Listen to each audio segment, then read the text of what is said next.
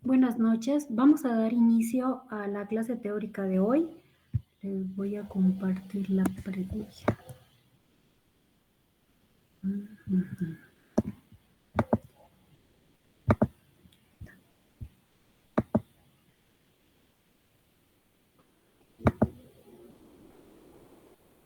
Sí me escuchan todos, ¿no?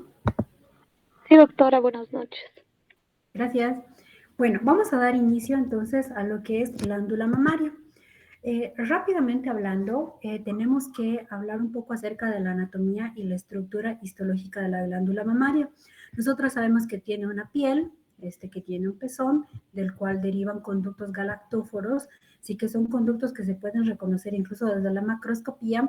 De estos conductos galactóforos se van subdividiendo en unidades ductolobularias, ¿no? Que son al final de cuentas las unidades funcionales del parénquima mamario. Alrededor de estas unidades funcionales del parénquima mamario, pues existe tejido estromal que la mayor parte del tiempo está conformado por cantidades variables de tejido adiposo y además de tejido de apariencia fibrosa o más bien de histología fibrosa. Ahora, hablando más acerca de la ultraestructura de estos conductos, es importante saber que tanto los conductos como también los acinos están compuestos por unas células que se denominan células luminales y que las cuales están rodeadas por células de apariencia o más bien de estructura mioepitelial. ¿Sí? Y esto es muy importante que nosotros comprendamos cuando hablamos sobre todo de las lesiones neoplásicas y cuando tenemos que discriminar las lesiones que todavía se encuentran en un estado in situ versus aquellas que son invasoras. Y bueno, existen diferentes lesiones que van a afectar a las diferentes estructuras de la mama, como por ejemplo podemos observar en este esquema, sí que existen lesiones proliferativas, no proliferativas con ocidotipia, que pues van a afectar a los lobulillos y a los conductos mamarios, otras que van a afectar el estroma de la glándula mamaria, u otras que van a tener ambos componentes, como es el caso de las lesiones fibroepiteliales. Acá, por ejemplo, tenemos en el esquema a una lesión fibroepitelial, que es el tumor filodes, o también podría ser su contraparte benigna, que es el fibroadenoma, ¿no? Entonces, como podrán ver, existen diferentes lesiones que pueden estar a diferentes niveles del tejido mamario. Ahora, una cosa que nosotros tenemos que entender cuando estudiamos la mama es que esta tiene una estrecha correlación con los estudios imagenológicos con los que nosotros nos apoyamos para hacer el diagnóstico de las diferentes lesiones. Nosotros estamos observando una mastografía en la cual observamos dos cosas. Lo primero, la evidencia de una lesión que aparentemente es densa y la cual se encuentra acompañada de calcificaciones que si nosotros observamos son muy, muy, muy pequeñitas y están agrupadas entre sí. Entonces, una de las causas principales de la consulta cuando nosotros estamos estudiando glándula mamaria, independientemente de si esta finalmente va a ser benigna o maligna, va a ser un estudio mamográfico anormal. ¿Sí? Entonces, estos hallazgos de una lesión densa y con microcalcificaciones en la mama es una de las causas más comunes, más frecuentes, ¿sí? De tomar una biopsia mamaria y de que nosotros lo debemos estudiar por patología, ¿no? Entonces, ¿cómo van a correlacionar estos hallazgos en los estudios mamográficos? Pues van a correlacionar con lo que nosotros denominamos con lesiones no proliferativas, las lesiones proliferativas con isinatipia. Estas lesiones se han separado de esta manera debido al riesgo que conlleva cada una como grupo de lesiones de presentar cáncer en algún momento, ya sea que estas estén relacionadas o no con alguna enfermedad familiar relacionada con cáncer de mama, ¿no? Entonces, una de las lesiones que son más frecuentemente observadas en este contexto mamográfico de una radiodensidad, sí, con microcalcificaciones, son las lesiones no proliferativas. Dentro de las lesiones no proliferativas, una de las más comunes es esta, que vamos a describirla como mastopatía fibroquística, que clásicamente tiene tres componentes, que son la ectasia ductal, la metaplasia pocrina y la fibrosis estromal. La ectasia ductal, como dice su nombre, se caracteriza por una dilatación de los conductos, sobre todo de estas lesiones, estamos hablando de una dilatación de los conductos pequeños. La metaplasia apocrina, ¿sí? Es aquella en la que existe un reemplazo de las células epiteliales luminales por unas células de apariencia, como dice su nombre, apocrino. ¿Cómo es una célula apocrina? Así como esta que están observando. Es una célula que tiene abundante citoplasma eosinofílico y es una célula, por así decirlo, abombada o panzona, como nosotros le denominamos. Otro componente de la mastopatía fibroquística es la fibrosis estromal. Entonces, este es uno de los hallazgos más comunes en una mama con una lesión radiodensa. Y fíjense cómo, por ejemplo, en este corte microscópico estamos observando microcalcificaciones dentro de la luz de este conducto dilatado. Ahora, ¿cuál es la importancia de reconocer a estas lesiones? Como les decía, el riesgo de cáncer la mayor parte del tiempo no está relacionado con la presencia de estas lesiones o cuando se encuentra puede estar relacionado más cercano al 1% de los casos. Es decir, la coincidencia va a ser prácticamente incidental. Otra lesión que es no proliferativa y que es comúnmente encontrada en el parénquima mamario es la adenosis. La adenosis es una proliferación ordenada de los conductos y pues algo muy importante es que esta proliferación de conductos tiene la histología normal de un conducto normal de la mama, es decir, tiene células epiteliales nominales y tiene células mioepiteliales. Arquitecturalmente es una lesión que tiene bordes lobulados y característicamente no es infiltrativa, ¿sí? Entonces estas son las lesiones que son más frecuentemente encontradas. Otras lesiones que pueden encontrarse también y que también como hallazgo en los estudios de imagen correlacionan con estos hallazgos histológicos son las lesiones proliferativas con osinatipia. En este caso estamos observando las lesiones proliferativas sin atipia y vamos a observar primeramente, aquí vamos a empezar por atrás, vamos a empezar por lo que es la cicatriz radiada. La cicatriz radiada es una lesión compleja que agrupa una serie de lesiones que la pueden llegar a componer. Básicamente, como dice su nombre, es un área irregular que a primera impresión daría la impresión de que existen bordes infiltrativos. Sin embargo, solamente se observa de esta manera en la arquitectura.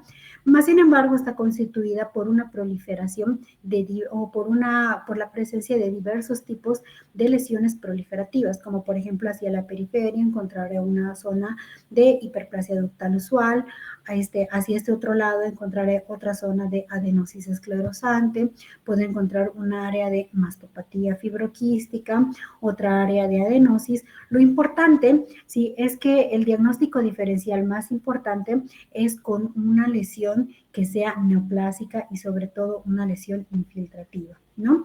Entonces, yo quería empezar por la cicatriz radiada, pues porque esta lesión agrupa la mayor parte de las lesiones proliferativas sin atipia.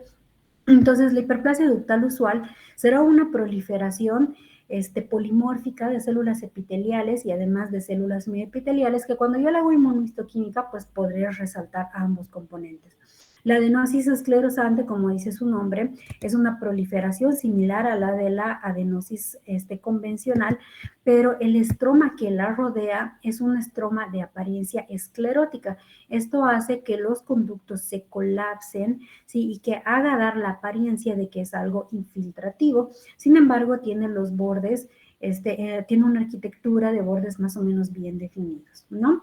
Otra lesión que es relativamente frecuente encontrar y que puede llegar a presentarse tanto en conductos grandes como en conductos pequeños son las lesiones papilomatosas. Las lesiones papilomatosas están compuestas característicamente de un tallo de tejido fibroconectivo, el cual está rodeado de células epiteliales. Dependiendo para dónde vire la lesión papilomatosa, estas pueden tener o no tener células mioepiteliales. Como estamos hablando de lesiones proliferativas sin atipia, los papilomas, ya sean de conductos grandes o sean de conductos pequeños, deben de tener células mioepiteliales tanto en la cápsula que las rodea como también dentro de las papilas, ¿no? Ahora, las lesiones papilomatosas también pueden tener un cambio en las células epiteliales que las revisten. Por ejemplo, pueden tener una metaplasia apocrina que las revisten y esto realmente no tiene ninguna significancia pronóstica. En conjunto, todas las lesiones proliferativas sin atipia están relacionadas con el riesgo de aparecer cáncer entre 1.5 a 2 veces más que una paciente normal que no tiene este tipo de lesiones. Entre las lesiones proliferativas con atipia, pues vamos a encontrar a la hiperplasia ductal atípica, a la hiperplasia lobular atípica, y pues aquí podemos separar las lesiones proliferativas con atipia. En algunas clasificaciones van a contener a los carcinomas in situ, ya sean estos ductales o lobulares, o estos dos grupos se van a separar de estas lesiones proliferativas con atipia, ¿no? Aquí también se podría incluir a la atipia epitelial plana, que es un tipo de carcinoma in situ, pero plano, ¿no? Ahora, en la hiperplasia ductal atípica, a diferencia de la hiperplasia ductal usual, ¿sí? Donde existe una proliferación polimórfica de células epiteliales y mioepiteliales, en la hiperplasia ductal atípica solamente existe proliferación de células epiteliales hacia la luz. Y es una proliferación que es característicamente monótona. En la mama, mientras algo sea más polimorfo, es decir, más variado, se dice que es algo más benigno microscópicamente hablando. Vean cómo estas células que revisten el epitelio ductal atípico son células monótonas, es decir, unas son iguales a las otras. Y eso solamente da cuenta del hecho de que estas células son clonales, ¿sí? Eso quiere decir que o más bien al hecho de ser clonales, quiere decir que estas están comenzando a acumular mutaciones, ¿sí? Que hacen, ¿sí? De que estas células compartan las mismas características, ¿no? Entonces, en una hiperplasia ductal atípica, la proliferación de células mioepiteliales puede ser incompleta o completa, pero solamente hacia la periferia. Hacia adentro solamente van a ser células epiteliales, y además característicamente van a tener los huequitos que las cribas que conforman son cribas rectificadas o también cribas monótonas. Habitualmente también pueden llegar a presentarse con microcalcificaciones, que son estos depósitos cálcicos que ustedes están viendo acá. En la hiperplasia lobular atípica, nuevamente también existe una proliferación de las células lobulares epiteliales, y vean cómo llenan los acinos, y son células que característicamente son pequeñas y además usualmente son de una apariencia discohesiva. Ahora, ¿cuál es la diferencia entre una hiperplasia ductal o una hiperplasia lobular atípicas versus un carcinoma in situ? Dentro de la patología, ¿sí? Estas lesiones solamente se diferencian a través del tamaño y a través de la extensión. ¿Eso qué quiere decir? Que si yo encuentro en una biopsia dos conductitos que tienen este cambio de hiperplasia ductal atípica, pues la denominaré hiperplasia ductal atípica. Si encuentro más de dos, entonces le denominaré carcinoma ductal in situ o carcinoma lobular in situ. Es decir, la diferencia entre estas dos básicamente es solamente la extensión de la lesión. ¿Listo? Entonces, por eso es muy importante saber cuánto es la extensión de estas lesiones para que nosotros podamos clasificarlo adecuadamente. Entonces, por ejemplo, en esta imagen que yo les presento acá, encuentro más de 3 acinos, ¿sí? Que tienen este cambio atípico. Por lo tanto, yo podría virar el diagnóstico con esto a un carcinoma lobular in situ. ¿Sí? Entonces, básicamente la diferencia es el tamaño. Por lo tanto, las características microscópicas, ¿sí? Que comparten todas estas lesiones son las mismas. Ahora bien, también hay algo importante que hay que reconocer. El carcinoma ductal y el carcinoma lobular in situ, ¿sí? Se van a aparecer a las hiperplasias ductales atípicas, sobre todo cuando su grado nuclear es bajito, es decir, cuando son parecidas a las células epiteliales normales y característicamente no tienen demasiado pleomorfismo, ¿sí? Y eso es algo que vamos a abordar un poco más adelante. Ahora, ¿cuál es el riesgo de padecer cáncer con este tipo de lesiones con atipia? Está relacionado entre 4 a 5 veces más que en relación a aquellas personas que no presentan este tipo de lesiones. Naturalmente, cuando tenemos un diagnóstico de carcinoma in situ como tal, diagnosticado como tal, y obviamente con grados nucleares más elevados, pues el riesgo relacionado con una lesión invasiva será más de 10 veces que la población en general, ¿no? Ahora vamos a empezar a hablar acerca de lo que es el cáncer de mama, ya que ya hemos hablado acerca de las lesiones proliferativas y no proliferativas relacionadas. Epidemiológicamente hablando, ustedes pueden leer su libro para saber cuál es la estadística mundial del cáncer de mama, pero yo les voy a hablar un poco acerca de la epidemiología en Bolivia. En Bolivia, el cáncer de mama viene representando el tercer cáncer más frecuente y el segundo más frecuente en la mujer. Es decir, esto es en la población en general y en la mujer es el segundo cáncer más frecuente. Fíjense cómo va prácticamente por detrás del cáncer de cervix. Como causa de mortalidad, también es la tercera causa de mortalidad en general, sí, para hombres y mujeres, ¿no? Entonces, esto es un problema muy importante de salud en nuestro país y por lo tanto la prevención es algo muy importante, ¿no? Entonces, los sistemas de cribado, la mamografía y todo aquello que ustedes estén llevando en imagenología, oncología, medicina preventiva y lo que vayan a llevar en ginecología, sí, es algo que tienen que aprenderlo muy bien, ya que no hay nada mejor que diagnosticar este tipo de lesiones cuando se encuentran en estadios iniciales, ¿no? Entonces vemos de que verdaderamente para nuestro país este es un problema de salud. ¿Listo? ¿Cuáles son los factores de riesgo que están relacionados con el desarrollo de cáncer?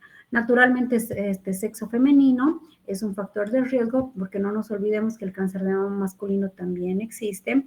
Obviamente, edades avanzadas, el hecho de tener alguna relación genética son eh, causas que están o factores de riesgo que están relacionados, algunas mutaciones germinales, los antecedentes familiares, sobre todo cuando estos son familiares en primer grado, ¿sí? Las exposiciones elevadas a hormonas, ya sean endógenas o exógenas, como por ejemplo una menarquia temprana o una menopausia tardía, es decir, mayor exposición a las hormonas, primer embarazo tardío, la nuliparidad, la ausencia de lactancia materna, nuevamente seguimos hablando acerca de la exposición a hormonas, tratamiento hormonal de exógeno, obesidad posmenopáusica, seguimos hablando de la exposición hormonal, ya que sabemos que estas hormonas son esteroideas y por lo tanto tienen un almacenamiento en la grasa, ¿verdad?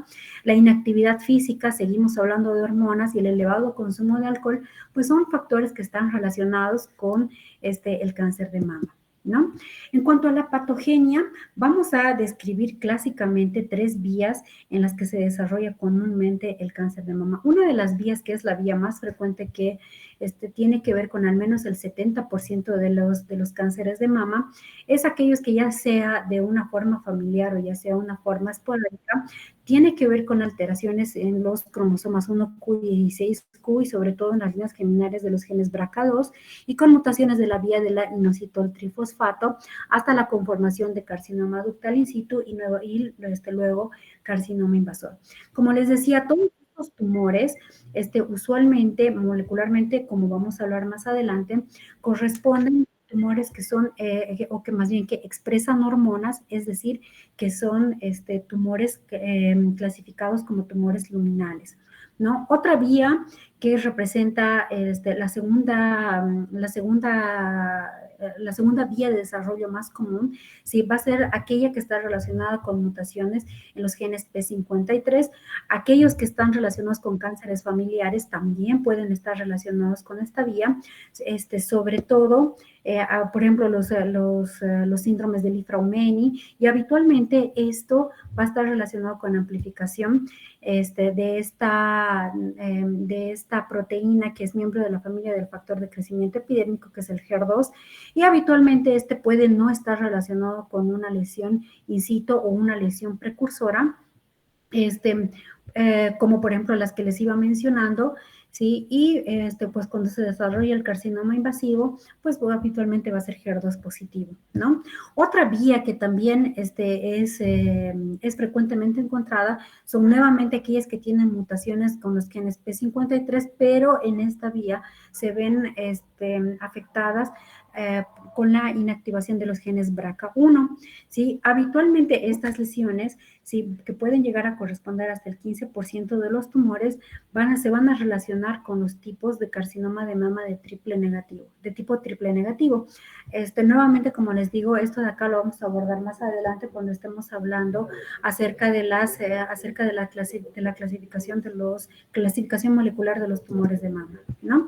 Entonces, en esta tablita que se presenta en su libro, podemos resumir básicamente cuáles son las vías y cuáles son los genes que están relacionados con los tumores de mama y vamos a ver que ya sea esporádico o ya sea familiar, en algunos casos, sobre todo cuando es familiar, estos pueden llegar a estar relacionados con otro tipo de tumores, como por ejemplo los tumores ováricos, ¿sí? O como los tumores tiroideos, sobre todo con los tumores ováricos cuando tienen mutaciones de los genes BRCA1 y BRCA2. No nos olvidemos que, por ejemplo, cuando estábamos llevando cáncer de colon, ¿sí? Hablábamos del síndrome de Peutz-Jeghers y también del síndrome de Cowden, y decíamos que estos tumores también podrían estar relacionados con otros tumores de otras localizaciones, no necesariamente con cáncer de colon, ¿sí? O sea, estas lesiones polipoides, no necesariamente con cáncer de colon, ¿sí? Pero, por ejemplo, en el caso del síndrome de Peutz-Jeghers, que puede llegar a presentarse también con cáncer de mama. Ahora, en cuanto a la clasificación histológica del cáncer de mama, esta es, o más bien les presento la clasificación de la Organización Mundial de la Salud para todos los tumores de mama y vemos en la categoría de carcinoma invasivo de la mama de que existen múltiples tipos especiales de carcinoma de mama, algunos de ellos agrupados dentro de tipos raros o de tipo de glándulas salivales, porque no nos olvidemos de que en última instancia el tejido mamario es una glándula salival modificada, ¿sí? Y vamos a ver que muchas histologías pueden llegar a parecerse a eso, ¿sí?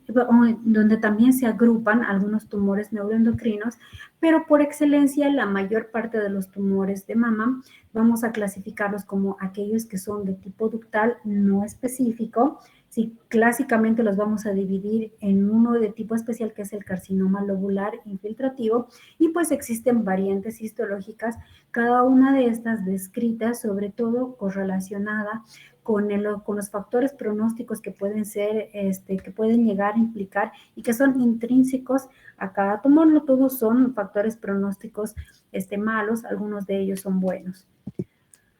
Bueno, antes de entrar a las lesiones invasoras, vamos a hablar acerca del carcinoma in situ. El carcinoma ductal in situ, en este caso que es el que les estoy mostrando, es la lesión preinvasora y como les decía, se parece mucho a una hiperplasia ductal atípica y sin embargo tiene otras características histológicas, ¿no? Este tumor o esta lesión más bien puede llegar a variar desde un grado nuclear bajo, como el que están observando acá, donde los núcleos son uniformes, hasta un grado nuclear alto, como el que están observando acá, y puede ser de diversas maneras. Fíjense cómo en estas dos microfotografías podemos observar un patrón sólido, un patrón cribiforme con la formación de estas luces aquí adentro, aquí nuevamente patrón cribiforme, un patrón micropapilar con la formación de estas papilitas aquí adentro, o un patrón con comedonecrosis que inclusive puede llegar a ser microcalcificaciones adentro, ¿no? El carcinoma ductal in situ, ¿cómo se ve en la clínica y en la macroscopía? Pues como una mamografía con un área o con un área densa y con zona de microcalcificaciones. Básicamente se ve como una lesión proliferativa whatever, salvo que obviamente pueda llegar a contener alguna lesión invasora, ¿no? Entonces estas lesiones usualmente son muy pequeñas, listo, sobre todo cuando se presentan solas. El carcinoma lobular in situ sería la contraparte del componente lobular. Fíjense cómo son igualmente una proliferación monótona de células, pero estas habitualmente tienen cierta discohesión entre ellas, ¿sí? Y la discohesión se debe a la mutación que tienen las lesiones lobulares.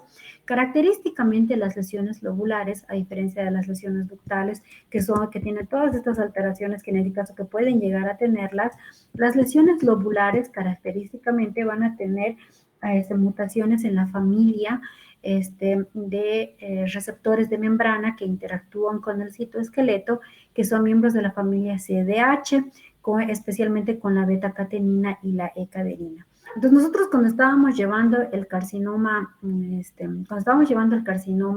de células discohesivas, difuso, con células en anillo de sello en el cáncer de estómago, hablábamos de que existía una alteración nuevamente en las vías de señalización y pues que podía llegar a ocurrir en conjunto con otro tipo de tumores de mama.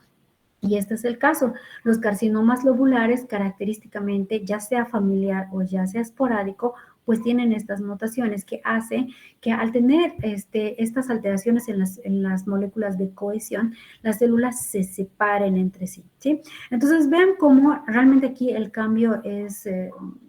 esto es de a ojo experto, ¿sí? Las células miran en direcciones diferentes y tienen unas ligeras separaciones entre ellas, que son estas burbujitas que ustedes están observando acá, ¿sí? Característicamente los carcinomas lobuliliares, sobre todo los clásicos o convencionales, ¿sí? Son tumores que están caracterizados por ser de células pequeñitas, similares al tamaño de un linfocito. ¿Hasta qué tamaño? Hasta 3 veces puede ser el tamaño de un linfocito para que se denomine clásico, y más de ese tamaño se denomina de tipo pleomórfico, ¿no?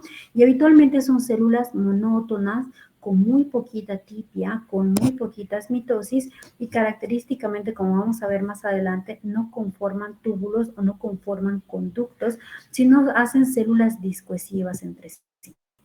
¿Sí? Ahora, entre las características morfológicas, una mención especial para este tipo especial de carcinoma in situ es la enfermedad de Payet. Morfológicamente, macroscópicamente hablando, la enfermedad de Payet se localiza en el pezón. ¿Sí? Esta lesión es una lesión sobreelevada de bordes lobulados y característicamente se encuentra en esta localización. Microscópicamente, una enfermedad de Payet corresponde a un carcinoma in situ, pero ¿dónde es el in situ? Es decir, ¿dónde se mantiene por encima de la membrana basal sobre la epidermis? ¿Sí? Vean cómo en esta microfotografía las células epiteliales se mantienen, o más bien las células neoplásicas se encuentran entre las células epiteliales de la epidermis y no rebasan la membrana basal, pero de la epidermis, ¿sí? Entonces, esta migración que nosotros denominamos migración payetoide hace referencia a la capacidad que tienen estas células neoplásicas de migrar o de viajar entre las células epiteliales hasta llegar a la superficie. Este mismo fenómeno de migración payetoide es algo que nosotros observamos en el melanoma, y ese es el diagnóstico diferencial más importante de la enfermedad de Payet. No se olviden que el melanoma vamos a llevar en la siguiente unidad, ¿sí? Y pues presenta básicamente una imagen muy parecida a la enfermedad de Payet, ¿sí? Ahora, no es poco frecuente que la enfermedad de Payet, que se denomina en sí como un carcinoma, pueda llegar a presentarse como un carcinoma invasor. Eso quiere decir que las células neoplásicas van a infiltrar, ¿sí?, en el parénquima subyacente, y entonces lo clasificaré como un carcinoma invasor con un componente de enfermedad de Payet.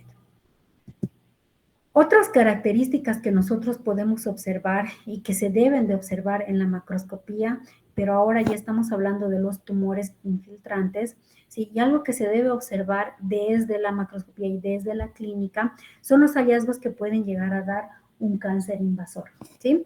Dentro de los hallazgos del cáncer invasor, por ejemplo, pueden ser esta eversión del pezón. ¿Por qué se da? Pues por la desmoplasia del tumor, ¿sí? O por esa reacción como de tipo cicatriz que hace por las células infiltrativas y que retraen al pezón sobre las células neoplásicas. ¿Qué otra característica más podemos observar que se ve tanto en la clínica como también desde el punto de vista macroscópico patológico? Es la famosa piel de naranja. La famosa piel de naranja se da por una obstrucción de los vasos linfáticos por las células neoplásicas, por un edema subsecuente, y pues porque la piel tiene puntos de anclaje profundos, y pues básicamente estos puntos de anclaje tiran sobre una piel edematosa, ¿no? Entonces, aunque estas características macroscópicas, morfológicas y clínicas nosotros quisiéramos observarlo siempre en los tumores infiltrantes de la mama, lo cierto es que la mayor parte del tiempo estas lesiones o estas características se llegan a presentar en tumores avanzados, ¿sí? En tumores que ya tienen mucha permeación vascular, que son lesiones grandes, que pueden retraer el pezón, sí, que pueden sobresalir, ¿sí? Sobre la piel, ¿sí? Y en estadios tempranos, estas lesiones, o sea, el cáncer infiltrante, habitualmente pues es pequeño, mide escasos centímetros, ¿sí? Otra cosa que se debe de advertir en la macroscopía y también en la clínica es esto que estamos observando acá. Esta macroscopía corresponde a un carcinoma inflamatorio, y vean que en algunas ocasiones el cáncer de mama, también puede llegar a presentarse con eritema y también con edema, porque aquí también tiene la famosa piel de naranja, pero sobre todo eritema de la piel, y esto es el famoso carcinoma inflamatorio. ¿Por qué lo debemos de distinguir? Porque se estadifica diferente y porque se debe referir de esa manera para que el patólogo también lo sepa y se estadifique de esa manera. ¿Sí? Microscópicamente, ¿qué corresponde? A una invasión de los vasos linfáticos extensa por células neoplásicas. Macroscópicamente, esta es otra forma de presentación del cáncer de mama. En algunas ocasiones, las lesiones pueden crecer, ¿sí? Hacia la piel y fungarse y abrirse directamente, y es algo que también puede llegar a observarse en la clínica. Ahora, ¿cómo se ve en la superficie de corte? En la superficie de corte vamos a encontrar, al igual que en la superficie externa, diversas morfologías. La forma clásica de observar una macroscopía del carcinoma ductal, sí, es la presencia de una lesión sólida de bordes infiltrativos. Y vean cómo, incluso aunque esto sea una fotografía, vean cómo el tejido que se encuentra alrededor, ¿sí? Vean cómo se retrae en relación a la lesión neoplásica. ¿Sí? Esta misma retracción es la que provoca la retracción del pezón, y esta se debe a la desmoplasia que está provocando las células infiltrativas. ¿Sí? Ahora, los carcinomas, ya sea ductales o lobulares, también desde la macroscopía pueden ser multifocales o multicéntricos, es decir, no necesariamente van a ser lesiones únicas. En este caso, por ejemplo, estamos observando macroscópicamente una lesión de bordes poco definidos, infiltrante, a manera de cicatriz, pero además tiene lesiones satélite. ¿Sí? Tiene muchas lesiones pequeñitas que se encuentran alrededor, que en la microscopía también correspondieron a cáncer de mama. ¿Sí? Entonces, esta es una lesión multifocal. ¿Listo? Multicéntrica si estas lesiones secundarias o si estas lesiones múltiples también comprometerían otro cuadrante de la mama. ¿Sí? Ahora, una mención especial en cuanto a la superficie del corte del carcinoma lobular, ¿sí? Es el hecho de que este tiene algunas características que incluso son importantes de resaltar desde los estudios de imagen. Nosotros estamos observando una mamografía de una mama por un carcinoma lobular, y vean cómo puede ser de diferente desde la clínica. Y es una lesión que la mayor parte del tiempo no es aparente. Es decir, es una lesión donde uno dice, bueno, hay una radio densa o hay una zona densa, sí, pero no hay una lesión neoplásica bien definida. ¿Sí? Estas características mamográficas están muy bien descritas y hacen que cuando el diagnóstico o cuando entra dentro de los diagnósticos diferenciales, el diagnóstico de carcinoma lobular, si esta lesión se debe de estudiar con otro tipo de estudios de imagen, como por ejemplo la resonancia magnética. Y es que en la contraparte macroscópica del carcinoma lobular, ¿sí? Desde el punto de vista patológico, en muchas ocasiones también es muy difícil de poder delimitar cómo se ve esta lesión. Es decir, nosotros tenemos un carcinoma ductal, ¿sí? De bordes muy bien definidos, pero en el caso del carcinoma lobular es una lesión poco definida que incluso a la palpación no llega a ser de la misma consistencia que el carcinoma ductal. Es decir, nosotros macroscópicamente en muchas ocasiones no podemos determinar la extensión de la lesión, y eso es por las características microscópicas que a continuación les voy a mostrar.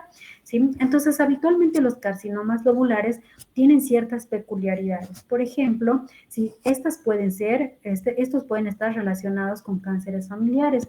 En muchas ocasiones son lesiones bilaterales.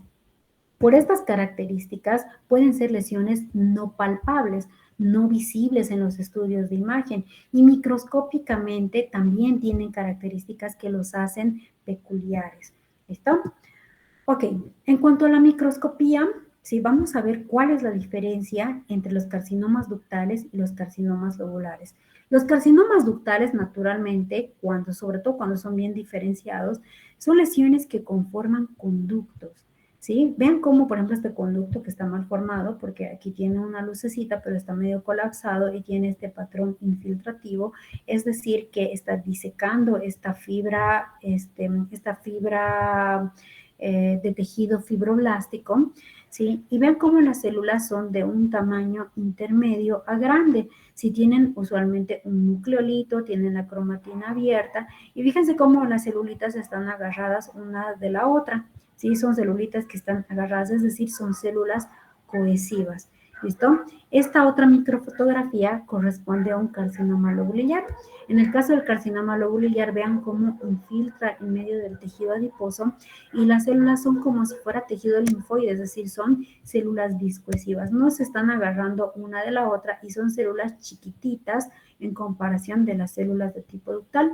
Estas células son más bien parecidas a células linfoides, ¿sí? Ahora, dentro de las variantes morfológicas del carcinoma lobular, como les decía, puede ser una variante histológica que la mayor parte del tiempo corresponde a la variante clásica o inclusive en algunas ocasiones puede llegar a presentarse con células del tipo anillo de sello.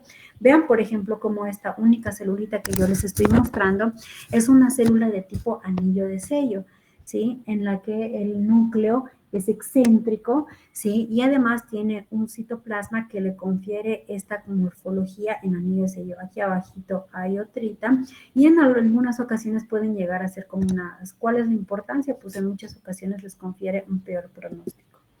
¿Listo? Ahora, algo que también es muy importante que nosotros evaluamos desde el punto de vista de la patología en el cáncer de mama, ¿sí? Es el tamaño de la lesión.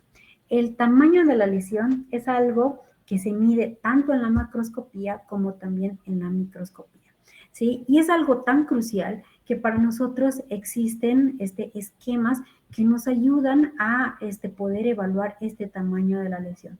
¿Cómo es que se hace? Se evalúa de punta a punta del componente infiltrativo. ¿Listo? Y vean cómo en este montaje histológico nosotros podemos medir, inclusive se han llegado a hacer programas de software, sí que nos hacen subir la lámina histológica a la computadora y nosotros podemos medir e inclusive dar puntos calientes en relación a la celularidad del tamaño de la lesión. Esto es sumamente importante. Otra cosa que es importante saber es que esto no es sumatorio. Es decir, si son muchas lesiones, no se suman. Si el cirujano por alguna razón la parte o la fragmenta, tampoco se suma. ¿Sí? Entonces, este tamaño, como vamos a ver más adelante, tiene que ver con la estadificación. Y por lo tanto, si se debe tener un especial cuidado cuando se mide este tumor. Y se mide tanto en la macro, y eso correspondería al estadio clínico, como también en la microscopía, que corresponde finalmente al estadio patológico. ¿Listo? Otra característica que se debe de evaluar, ¿sí? Es la escala de Nottingham o Stahl-Bloom-Richardson modificado, ¿sí? En la cual se toman en cuenta algunas características de estos tumores. La formación de túbulos, el grado nuclear y el índice mitóxico. La formación de túbulos es algo muy sencillo que nosotros nos vamos a dar cuenta. Básicamente lo único que se mide es el porcentaje en todo el tumor, el porcentaje de componente tubular que existe. Vemos que se va a dividir en más del 75, moderado cuando hay 10 al 75% de túbulos, ¿sí? O nada cuando no hay túbulos. Y esto corresponde con estas imágenes de acá. Vean en esta imagen de acá cómo el tumor está conformado predominantemente de estas formaciones ductales en las que nosotros podemos identificar perfectamente una luz. ¿Sí? Esta otra de acá, donde no podemos identificar luces como tal, sino son más bien formaciones cribiformes con cribas acá, sí, pero vemos uno que otro conducto. Y otras áreas donde observamos una lámina sólida de células neoplásicas. Dependiendo del componente de túbulos, pues yo le daré un score del 1 al 3. También evaluaré el grado de pleomorfismo nuclear cuando éstas se parecen mucho a las células normales, cuando se parecen más o menos o cuando no se parecen casi nada y son células más grandotas y con núcleos aparentes. El índice mitóxico, ¿sí? Es algo que se mide en relación al microscopio que nosotros tenemos una tabla en la cual nosotros correlacionamos el número de mitosis por milímetro cuadrado, pero depende también del campo que nosotros estamos utilizando para la evaluación. Y esto se califica del 1 a 3. Antes esto se clasificaba en 1 a 9 mitosis, 10 a 19 mitosis y 20 a 29 mitosis por 10 campos de alto poder, ¿no? Pero bueno, en el score, esto se hace una sumatoria y pues finalmente lo que nos da es un grado histológico. ¿Y cómo se lee esto? Bien diferenciado, moderadamente diferenciado y poco diferenciado. Y habitualmente es así como se reportan o cómo es que se lee un reporte histopatológico de un cáncer de mama. ¿Cuál será la importancia de hacer tanto show con el grado histológico? El tratamiento.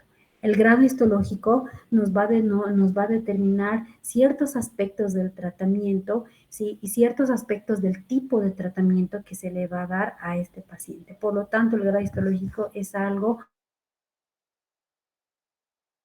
especial importancia y además nos habla del comportamiento de la lesión. Naturalmente, aquellos que son poco diferenciados se van a comportar mucho peor que aquellos que son grado 1 o bien diferenciados. ¿Sí? Últimamente esto también se ha puesto muy de moda y esto tiene que ver con la terapia blanco-molecular y es el infiltrado linfoplasmocitario. El infiltrado linfoplasmocitario se evalúa aquel que está contiguo junto con las células neoplásicas infiltrativas, ya sea que éstas estén alrededor en el espacio muy cercano o entre las células neoplásicas y en las cuales solamente se incluye el infiltrado linfoide, es decir, los linfocitos, no los polimorfonucleares, ni los mastocitos, ni los macrófagos, ni las mastitis, no. Solamente se incluye el infiltrado linfoplasmocitario. Y eso tiene que ver con la respuesta de nuestro organismo contra las células neoplásicas. ¿Sí? Es decir, se supone que mientras más infiltrado linfoplasmocitario se tenga, ¿sí? Se supone que existe una respuesta, ¿sí? Por parte de nuestro organismo en contra de las células neoplásicas. Lo siguiente que nosotros vamos a hacer, sí, como les voy a comentar más adelante, sí, es el uso de algunos anticuerpos que se hacen por inmunohistoquímica, sí, en los cuales se determina esta interacción entre nuestra inmunidad versus las células neoplásicas. ¿Cuál es la importancia y el show del infiltrado linfoplasmocitario? El tratamiento, ¿sí? Las últimas terapias blanco-moleculares, como de seguro les van a comentar sus profesores de oncología, ¿sí? Tienen que ver con la terapia blanco-molecular y con los inmunomoduladores, ¿listo? Entonces, esto es algo que también se reporta, tanto en la biopsia como también en una pieza quirúrgica de mastectomía. ¿Listo? Otra cosa que también es importante saber es la permeación vascular linfática o angiolinfática. ¿Sí? Entonces nosotros estamos viendo en esta microfotografía estas células neoplásicas que se están entrando dentro de este vasito. ¿Sí? Ahora, se supone que la permeación vascular linfática lo que hace es predecir si el hecho o el riesgo de que exista metástasis, ya sea en ganglios linfáticos o ya sea metástasis en órganos. Sí, sin embargo, en muchas ocasiones sí se ha visto de que no hay tanta correlación. Esto se debe a que en muchas ocasiones esta permeación vascular linfática puede llegar a ser el resultado de un artificio al momento de incluir esta pieza, al momento de hacer el corte de la pieza patológica, ¿no? Entonces, sin embargo, sí, se supone que la permeación vascular linfática predice este riesgo, ¿no? Entonces, lo siguiente que nosotros nos imaginamos, pues, que hay que evaluar, pues, son los ganglios linfáticos. Dentro de los ganglios linfáticos, aparte de evaluar los ganglios linfáticos de la axila, también hay otra cosa que nosotros debemos tomar en cuenta y es que algunos pacientes, sobre todo en aquellos tumores que se encuentran en estadios tempranos, vale la pena hacer el ganglio centinela. Naturalmente el ganglio centinela tiene sus indicaciones y de seguro los oncólogos les van a explicar cuáles son las indicaciones de realizar un ganglio centinela. ¿Sí? Ustedes ya se saben de memoria el concepto del ganglio centinela y básicamente es el primer ganglio de la cadena ganglionar, el primero o el segundo ganglio de una cadena ganglionar, sí que se tiñe con la tinción que se le instila dentro de la lesión neoplásica, ¿no? Básicamente lo que nosotros encontramos, sí, como hallazgo en el ganglio centinela es esto de acá. Vemos cómo en este caso, por ejemplo, este ganglio centinela se tiñe de azul patente Y básicamente lo que nosotros observamos es esto. Es tan importante la evaluación del ganglio centinela, ya que la positividad o la negatividad de este ganglio sí puede llegar a marcar la diferencia entre un tratamiento de linfadenectomía radical en la axila versus nada más que en la resección de estos ganglios, ¿sí? Que nosotros debemos de evaluarlo correctamente. Desde el punto de vista patológico, un ganglio centinela se evalúa de la siguiente manera. Nosotros tomamos al ganglio linfático y lo que debemos hacer son cortes consecutivos en el ganglio linfático. Nosotros recordemos que este ganglio mide alrededor de 1 centímetro a 1.5 centímetros de eje mayor, ¿sí? Y nosotros lo agarramos por su eje mayor y lo cortamos de manera perpendicular en todas las secciones que se puedan, sobre todo en cortes tan delgados como 3 milímetros. ¿Sí? Y lo que hacemos es estudiarlos, pero de manera consecutiva, es decir, no hacemos cortes espejo, siempre hacemos el corte que sigue, y eso con la finalidad de que siempre en el corte histológico, que son vistos en 2 dimensiones, ¿sí? Siempre veamos una cara diferente. ¿Sí? Y de esta manera nosotros garantizamos que estamos viendo absolutamente todo el ganglio linfático. ¿Y esto por qué será importante? Es importante porque en cáncer de mama y también en otros tumores, el tamaño de la metástasis sí importa. ¿Sí? El tamaño de la metástasis en cáncer de mama se va a dividir en macrometástasis, micrometástasis, células aisladas, menos de 200 células. ¿Sí? Esta división en cáncer de mama inclusive tiene su estadificación en el sistema TNM. ¿Y cómo se ve? Así como lo están viendo. Estamos viendo una microfotografía de una macrometástasis. ¿Cómo se define la macrometástasis en cáncer de mama? Aquella metástasis que mide más de 2 milímetros. ¿Sí? ¿Y eso dónde se mide? En la microscopía. ¿Listo? Otra categoría son las células aisladas y estas son las famosas células aisladas. En algunas ocasiones puede llegar a ser difícil ver las células aisladas neoplásicas en un ganglio linfático, sobre todo porque vean que algunas células como estas, por ejemplo, de acá, que son células dendríticas, ¿sí? de un centro germinal, o también las células histiocíticas de la paracorteza, pueden llegar a confundirnos. ¿Sí? Y en algunas ocasiones nosotros inclusive necesitamos hacerle inmunistoquímica para confirmar de que este ganglio centinela sea positivo o negativo. Ahora, ¿en qué momento tiene lugar todo este asunto del ganglio centinela? En un estudio, sí, que se realiza, sobre todo dentro del protocolo del cáncer de mama, que es el famoso estudio transoperatorio. ¿Eso qué quiere decir? Que mientras el cirujano está con la axila abierta, nosotros estamos cortando, ¿sí? Y tiñendo este tipo de lesiones. ¿Sí? Habitualmente en un transoperatorio, ¿sí? Nosotros no hacemos un corte congelado del ganglio centinela. Habitualmente la evaluación del ganglio centinela es por citología, ¿sí? Y eso es porque nosotros podemos llegar a perder las células neoplásicas cuando cortamos, cuando cortamos el ganglio centinela, ¿no? Entonces esas son cosas un poco vean de que realmente, ¿sí? El estudio minucioso y microscópico cuando estamos hablando de cáncer de mama debe de ser preciso. ¿Listo? Entonces, todas estas características que yo les voy comentando, lo que van a hacer, sí, es que nosotros tengamos como resultado esto de acá. Esto de acá es el sistema de estadificación que ustedes ya bien lo conocen, que es el sistema de estadificación TNM. Y vean cómo en los primeros estadios del cáncer de mama no es necesario que se aprendan todo el TNM, ¿sí? Es decir, y eso se los digo porque el TNM cambia. Ahorita vamos por la 8ª edición que se ha aprobado el año 2018, pero ya estamos en el año 2023, ¿sí? Entonces, cuando las ediciones se actualizan, pues se actualiza y puede llegar a cambiar. Entonces, más allá de que ustedes se aprendan, ¿sí? Todas las medidas de un sistema TNM, lo importante es que ustedes aprendan cuáles son los parámetros en los que basamos el TNM. En mama, uno de los parámetros más importantes, como les decía, es el tamaño. Y vean cómo la diferencia entre un estadio y otro varía entre milímetros. Por lo tanto, la medición, y estos milímetros, sí, como son por patología, son milímetros microscópicos. Y es por eso que se debe medir en la microscopía. Incluso existe la categoría, ¿sí?, microinvasor, y esto es cuando la lesión invasora es una lesión de menos de 1 milímetro. Si es menos de 1 milímetro, naturalmente eso se ha medido por microscopía.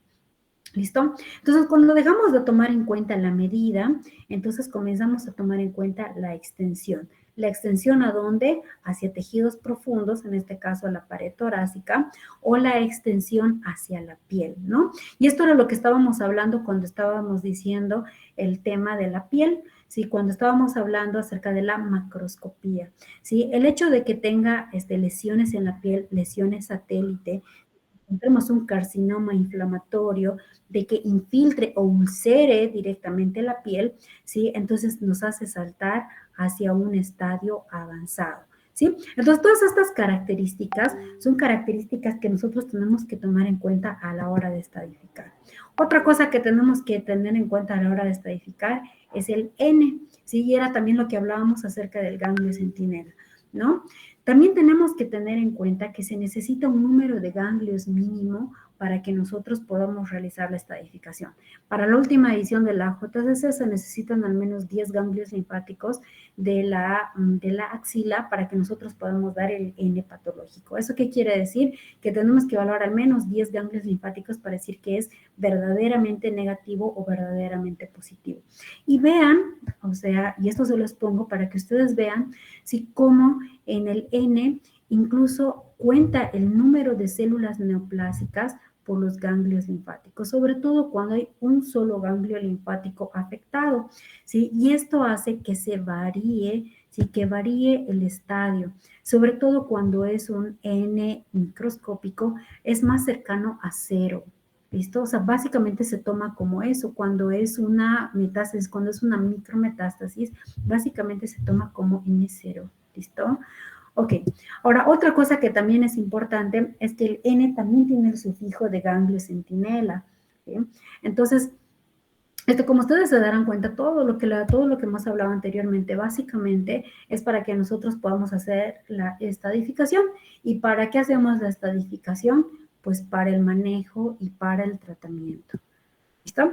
Ahora, otra cosa que nosotros tenemos que tomar en cuenta son los otros tipos especiales de cáncer de mama. ¿Sí? Esto es muy aparte de los carcinomas ductales, sin otra especificación, de los carcinomas lobulares, sin otra especificación.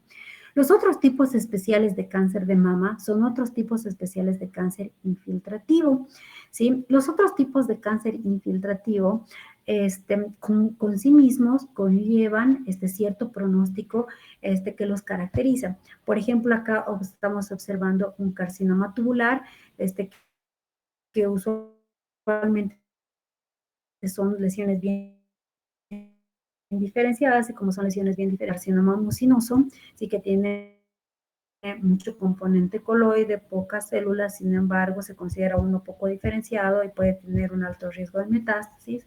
Sí, estamos observando el ejemplo de un carcinoma micropapilar, que caracteriza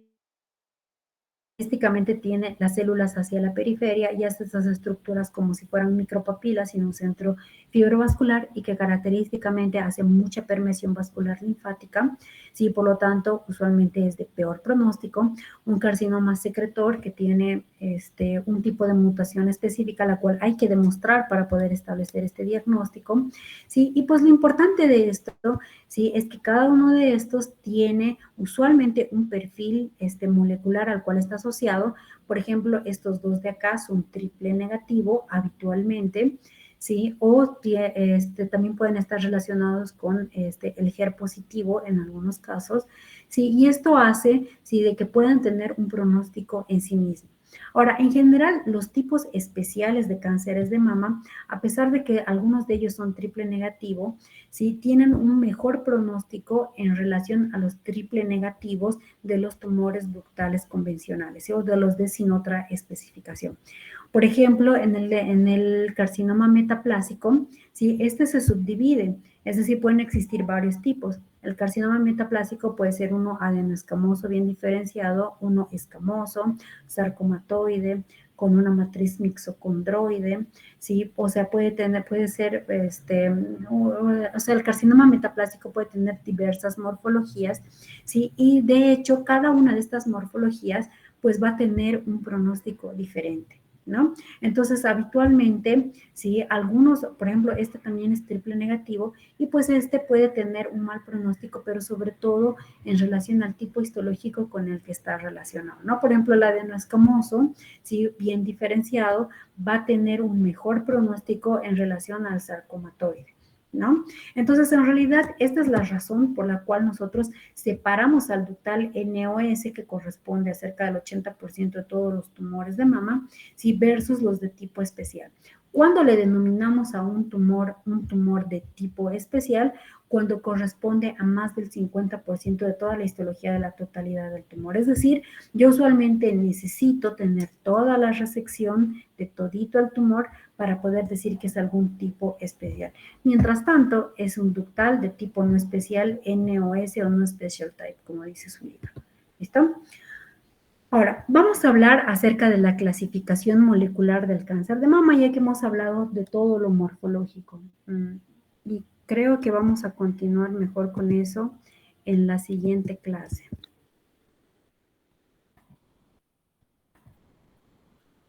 Hola. Listo, chicos. Yo creo que hasta aquí lo dejamos y continuamos con la última parte de cáncer de mama en la siguiente clase. ¿Listo? Nos Está vemos. bien, doctora. Listo, hasta luego. Hasta luego, doctora. Gracias. Hasta luego, doctora.